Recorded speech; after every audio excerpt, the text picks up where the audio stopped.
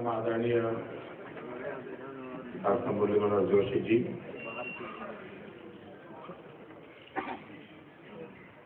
व्यापार जगत का नेतृत्व करने वाले देश के सभी गणमान्य व्यापार जगत के प्रतिनिधि, मंच पर विराजमान उनके सभी मार्गदर्शक, संगठक, एक प्रकार से इस छोटे से खंड में व्यापार जगत का प्रतिनिधित्व करने वाला लघु भारत यहाँ उपस्थित है।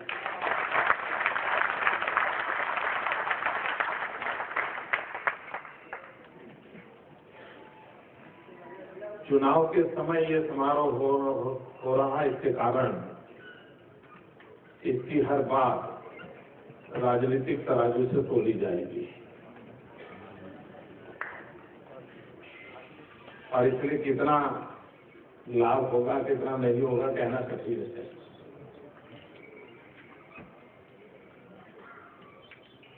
हमारी पार्टी के जितने भी आर्थिक प्रस्ताव बनते हैं, आर्थिक नीतियां बनती हैं, मूलभूत चिंतन जो होता है उसमें डॉक्टर मुरली मनोहर जोशी का बहुत ही अहम भूमिका रहती है। इस बार में हमारी पार्टी का जो मैनिफेस्टो आने वाला है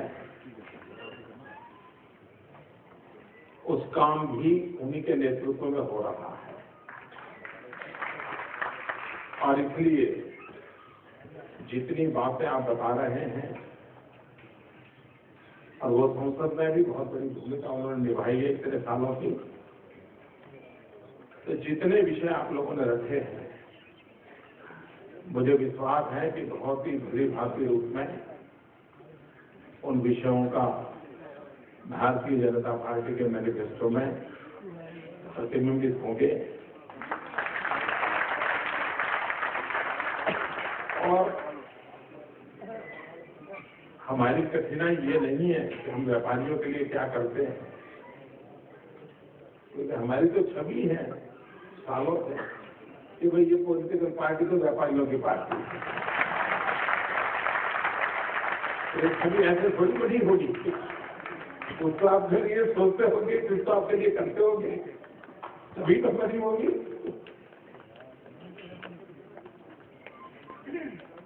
कुछ बातें हैं जिस पर जब इसमें एक विषय है कानूनों के संबंध में, कभी कभी मुझे लगता है कि देश में एक ऐसा कानून बनाने की जरूरत है जिसमें एक नया कानून तब बनेगा जब 10 पुराने कानून खत्म करोगे।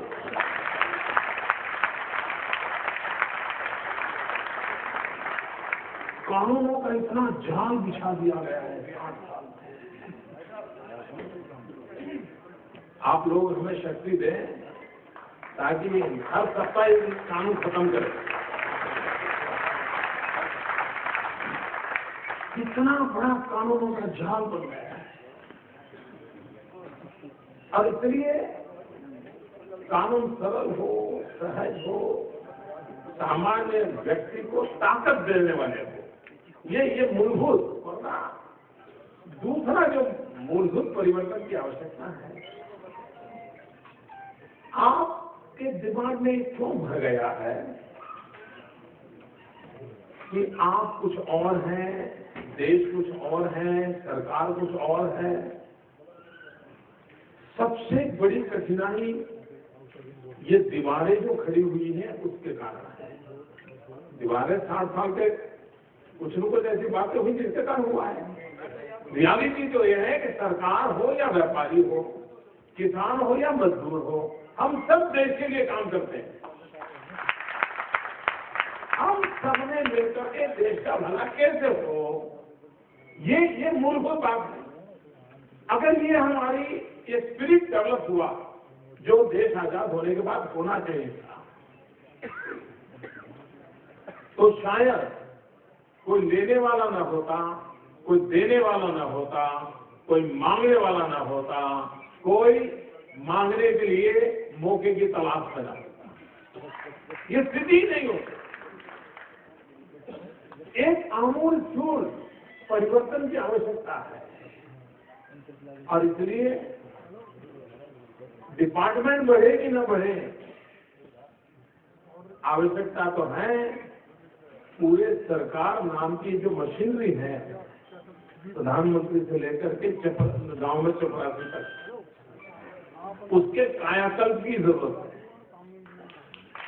जैसे शरीर में आजकल 70-75 साल के बाद कायाकल्प होता है ना, तो हमारे देश की आजादी को भी 65-70 साल हो गए।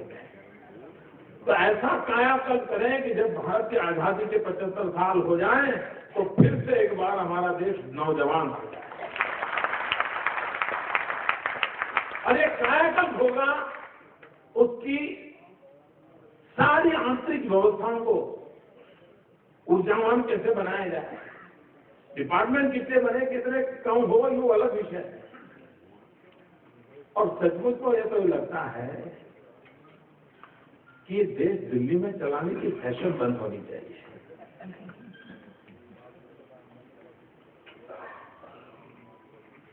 राज्यों की अपनी ताकत होती है, राज्यों पर भरोसा करना चाहिए, राज्यों को वहां की व्यवस्थाएं क्या है विकसित वैसे करनी चाहिए। हमारे पूर्वजों की कमाल देखिए था, उनकी अर्थनीतियां कैसी होती थी, समाज नीतियां कैसी होती थी और जीवन को ताकत कैसे मिलती थी। अब देखिए हमारे यहां दक्षिण में सुपारी की खेती होती है, ज्यादातर व्यापारी किसान हमारे सुपारी की खेती में लगे हैं। मुझे बताएं कोई भाई किसी विज्ञान में ये सिद्ध किया है क्या कि सुपारी से ये फायदा होता है, हेल्थ को ये फायदा होता है, न्यूट्रिशन में ये फायदा होता है, किसी ने, मैंने तो नहीं पढ़ा। तब हमारे पूर्वजों ने क्या दिमाग लगाया कि ये सुपारी का कोई हेल्थ वैल्यू तो है दिखता नहीं है, तो ये सुपारी बेचने वाला रोटी कैसे कमाएगा, खाएगा, पेट कैसे भरेगा। तो हमारे पूर्वजों ने क्या किया, सुपारी को पूजा में बड़ा महत्वपूर्ण स्थान दे दिया, बड़ा मार्केट खड़ा कर दिया। अब ये देखिए कैसी सोच है, कितना बड़ा इंटीग्रेशन है, इससे बड़ा तो उदाहरण नहीं मिल सकता। ये विजन चाहिए और उसके कारण आज सुपारी पैदा करने वाले व्यापारी को मार्केट मिल जाता है। वो सुपारी जो कोई खरीद नहीं सकता, वो गणेश जी बन करके व्यापार वगैरह चला।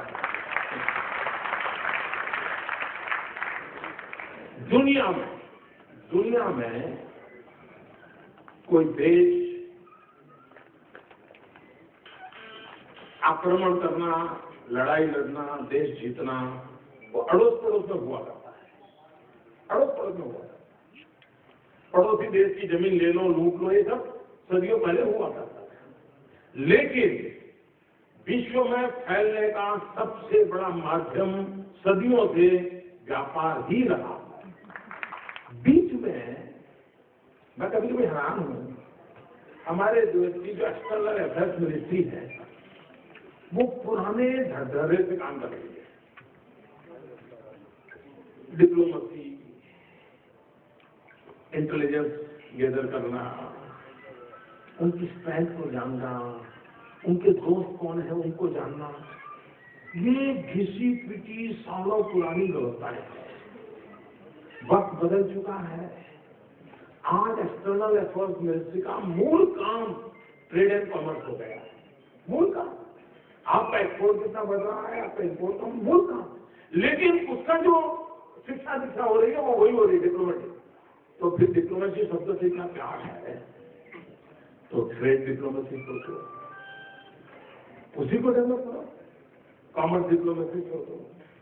हमने एक बहुत बड़ा, और इसलिए हमारे व्यापारी आलम को डरने की जरूरत नहीं है। इस बड़े व्यापक फलक पर हमें एंट्री नहीं कर रहे, करने की जरूरत है। एक बार मैं रशिया में एक बहुत इंडिया में छोटा स्टेट है अस्ट्राखान, और गुजरात और अस्ट्राखान का 2 राज्यों के साथ हमारा अनुबंध हुआ है, अटल जी जब थे और पुतिन की हाजिरी में 2 राज्यों के साथ, तो उसके कारण मेरा 1-2 बार अस्ट्राखान जाना हुआ। पहली बार जब मैं अस्ट्राखान गया तो अहमदाबाद से दिल्ली आया, दिल्ली से मॉस्को गया, मॉस्को से कोई 40-50 घंटे लग गए।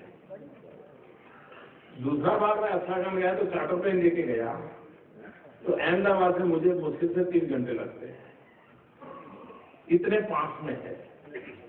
और मैं इसलिए इसको मैंने इंटरेस्ट लिया क्योंकि जब मैं वहां गया तो कोई भी अच्छी दुकान होती थी तो वहां पर दुकान का नाम होता है ओखा, OKHA।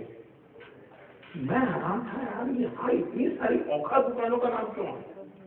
तो मैंने पूछा, मैंने कहा यार ये ओखा तो मेरे गुजरात का एक पोर्ट था पहले, द्वारका के पास। तो बोले साहब आज भी अस्ट्राखान में दुकान वाले अगर ओखा नाम रखता है और ये कहता है कि हम ओखा के लेवल का माल बेचते हैं तो उसका माल बिकता है। ये प्रतिष्ठा किसने बनाई होगी थी? ये प्रतिष्ठा उस समय के व्यापारियों ने बनाई होगी कि 8 सदियों के बावजूद भी ओखा और अस्ट्राखान का जब ट्रेड चलता होगा, ओखा से जो माल आया वो बहुत ही अच्छा माना जाता होगा, उसके कारण सदियों के बाद भी अस्ट्राखान में ओखा ये अगर ब्रांड हुआ तो माल अच्छा माना जाता है और बिकता है। जबकि यहां से आज व्यापार चलेगा, सदियों पहले चलता। यानी विश्व में हमारी छवि बनाने का काम व्यापार के माध्यम से हुआ है, व्यापारियों के माध्यम से हुआ है और उसमें बनी हुई ईमानदारी के माध्यम से। इस ताकत और हैसियत को जो जानता है, देश का गौरव करता है, वो हिंदुस्तान के आर्थिक व्यवस्था की ये रीढ़ की हड्डी है हमारी व्यापारी आनंद। व्यापार का पूरा दायरा एक बहुत बड़ी रीढ़ की हड्डी है। वो रुष्ट पुष्ट होगी तभी तो देश के शरीर का अर्थतंत्र चलेगा। और इसलिए हम कन्विंस हैं, हमें ये समझने की आवश्यकता नहीं, हम समझते उसको हम सरल कैसे करें। अब आप जानते हैं जब भी हम आएंगे